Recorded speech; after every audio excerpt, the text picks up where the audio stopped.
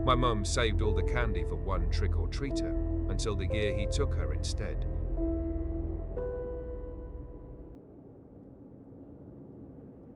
If you're the one who bought the old house on Hemlock Lane, the two-story with the peeling paint and the crooked porch swing, then stop what you're doing and listen. This isn't a story. This is a list of instructions for surviving October. My name is Silas, and I was born in that house. I drew my first breath in the upstairs bedroom, and until recently, I expected to draw my last in the armchair by the hearth. The house has been in my family since it was built, a monument to calloused hands and quiet desperation. We were never wealthy. My father was swallowed by a rubber factory in '62, his heart giving out over a vat of molten latex. My mother, Elspeth, God keep her. She stitched our lives back together with blistered fingers and 2 waitressing jobs. She made holidays into something holy. On Thanksgiving, she'd conjure a feast from pennies and prayers, a small ham, a mound of peas, and a single loaf of cornbread, all of it drenched in gravy that tasted like a miracle. We'd eat until our bellies ached, thankful for the warmth in a world that was mostly cold. Christmas was the same. A hot meal, cocoa that burned your tongue, and one small, perfect toy that felt like the most valuable treasure on earth. But Halloween was different. It wasn't a celebration. It was a preparation. It was an appeasement. Starting in the heat of July, my mother would begin the ritual. Every spare nickel, every quarter left on a diner table went into a chipped ceramic jar she kept hidden under the floorboards. She wasn't saving for gifts or a feast. She was building an arsenal. When the first brittle leaves began to fall and the stores stocked their shelves with orange and black, she'd spend it all. Our small house would overflow, not with joy, but with a grim necessity. Bags and bags of candy piled high in the pantry.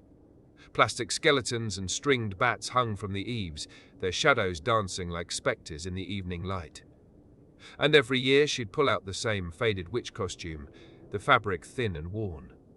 She never smiled when she did this. Her face was a mask of grim determination. This wasn't her favorite time of year. It was a debt that had to be paid. I was never allowed to touch the candy. Not a single piece. It wasn't for me. It wasn't for us. When the night came, trick-or-treaters would see our decorated porch and flock to it, their laughter echoing down the street. But their smiles would fade when my mother, her face pale behind the green makeup, would drop a single lonely caramel into each of their bags. She was conserving, rationing, saving the bulk of it for one specific visitor. Every year, she warned me about him. "He'll look like the others, Silas," she'd whisper, her voice tight. "He'll have a costume and a pillowcase. But he won't be wearing a mask. You'll see his face." She described it to me so many times I saw it in my nightmares. A face impossibly smooth, like polished marble without a single pore or flaw. Hair the colour of spun moonlight, a blinding blonde combed perfectly to one side. And his eyes, she said. His eyes were the colour of a winter sky, a piercing glacial blue that saw right through you. And his expression, she stressed, would never, ever change. I was 7, on Halloween night of 1957 when I first saw him. I was forbidden from the porch, a silent observer from the shadows of the doorway. I watched the parade of ghosts and goblins, pirates and princesses. And then, the street fell quiet. A space opened up in the throng of children, and he walked through it. He was dressed as Frankenstein's monster. His skin, all of it except for his face, was painted a sickening necrotic green. It wasn't cheap.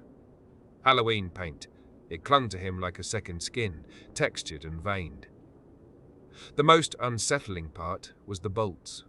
2 thick steel bolts protruded from the sides of his neck, not glued on, but seemingly implanted through surgically precise slits in his flesh.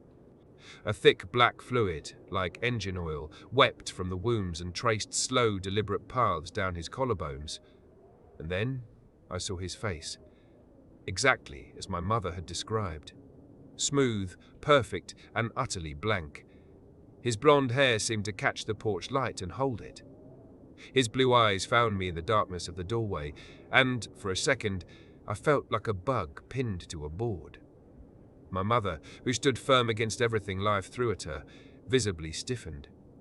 Her back went ramrod straight. The boy held out a limp, black pillowcase. His voice was a monotone, each word a separate, toneless strike. Trick, or treat. Oh, yes, of course, child. Of course. My mother's voice was a strained, trembling thing I'd never heard before. Please, allow me. She didn't hand him a piece of candy. She took the first heavy bag of Tootsie Rolls and upended it. The candies cascaded into the pillowcase, and I waited for the satisfying thud of them hitting the bottom. But there was no sound, just a faint hollow whisper, like they were falling into a bottomless well. The pillowcase didn't bulge. It remained as slack as it was before. My mother's hands were shaking now. She grabbed a bag of dots and poured it in, then bazooka gum, then Mary Jane's. One by one, she emptied every single bag of candy she had so carefully hoarded for months. The pile that had filled our pantry vanished into that impossible black fabric. When the last piece was gone, the boy didn't say thank you. He didn't smile. He simply stared at my mother for a long, silent moment, then turned and walked down the steps, disappearing into the night. My mother slumped against the doorframe, letting out a breath that sounded like a sob. She shot me a weak, exhausted smile, took my hand, and led me to my room. She didn't speak. She just lay beside me, holding me tight, until the first light of November 1st broke the horizon. For 10 years, the ritual was the same. Every Halloween, he returned. And every year, he remained a child. His face never aged, his skin never lost its porcelain sheen. Only his costumes changed, each one more disturbingly realistic than the last. One year he was a scarecrow, with real straw poking from gruesome seams in his skin and live crows perched on his shoulders. Another, a clown, whose painted smile was stitched into his cheeks with rusted wire, fresh blood dripping from the punctures. He never wore a mask. We always saw his face. Then came 1967. It was a hard year.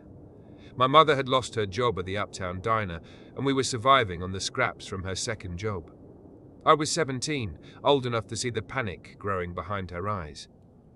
I took a paper route, hustling from dawn till dusk, but it was never enough. As October approached, the ceramic jar under the floorboards felt terrifyingly light. My mother did her best. She bought what candy she could, but the pile in the pantry was a pale shadow of its former self. I'd catch her staring at it, her face a mask of dread, wringing her hands until her knuckles were white. She knew. We both knew it wasn't enough. Halloween night arrived thick with a palpable sense of doom.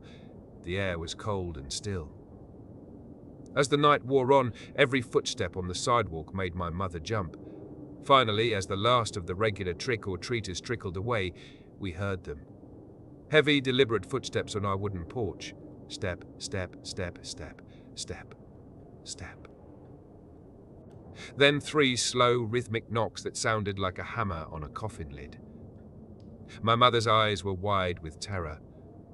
She looked at me, a silent, desperate plea, then rose and walked to the door as if wading through deep water. She opened it, and he was there. This year he was a zombie. His clothes were torn and caked in grave dirt. The skin on his arms hung in loose, peeling flaps. His shirt was ripped open, revealing a chest cavity swarming with pale, writhing maggots. A loop of his own intestine dangled from a gaping wound in his stomach, dripping a foul-smelling fluid onto the porch.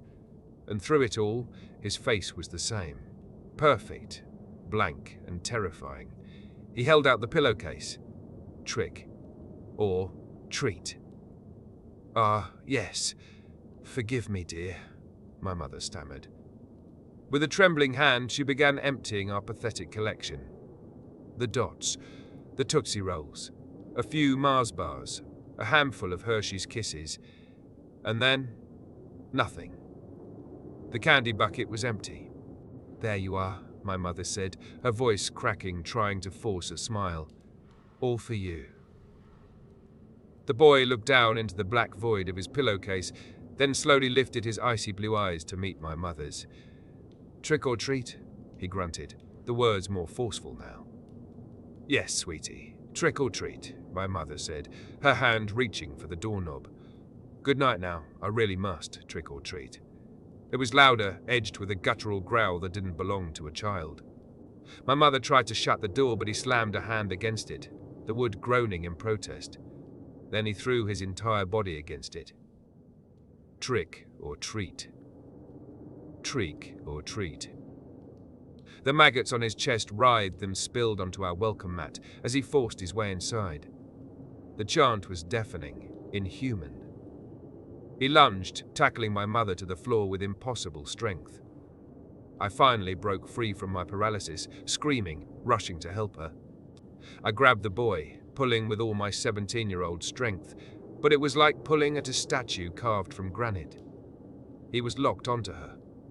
His fingers, which looked so delicate, dug into her ribcage. I heard a wet, sickening crack as his nails tore through her dress and flesh. My mother's screams of agony filled the room, a sound that will never leave me. He was pulling, straining. There was another crack, louder this time, the sound of bone splintering. He ripped one of her ribs free from her body, held it up for a moment, and then stuffed it deep into his never-ending pillowcase. I could only watch in abject horror. He worked with a horrifying, methodical purpose, snapping rib after rib, harvesting them. He clawed a gaping hole in her chest, his hands disappearing inside her, tearing, ripping, pulling. Her lungs, her stomach, her heart, he stuffed everything into that damned slack pillowcase. When her torso was an empty, ravaged cavern, he did the unthinkable. He took her by the head and shoulders, positioned her over the mouth of the bag, and began to fold her in. Her body disappeared into that black void as if it were nothing more than a silk handkerchief. The room fell silent. The only sound was my own ragged breathing. The boy stood up. His face, completely splattered with my mother's blood, remained utterly expressionless. He turned his cold, blue eyes on me, then calmly slung the now heavy pillowcase over his shoulder and walked out the front door, leaving me alone in the ruins of my life. I stood there, rooted to the spot, until the sun came up and cast its morning light on the dark, wet stains that had soaked into the floorboards. That was 57 years ago. I am a sick man now, an old man, and my time is short. The house is sold. I'm writing this because you need to know what you've inherited.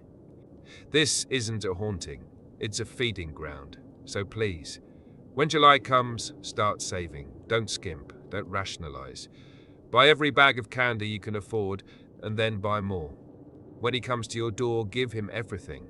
Don't hold anything back. Do not, under any circumstances, run out of candy, because he never ages. He never forgets. And he's always hungry.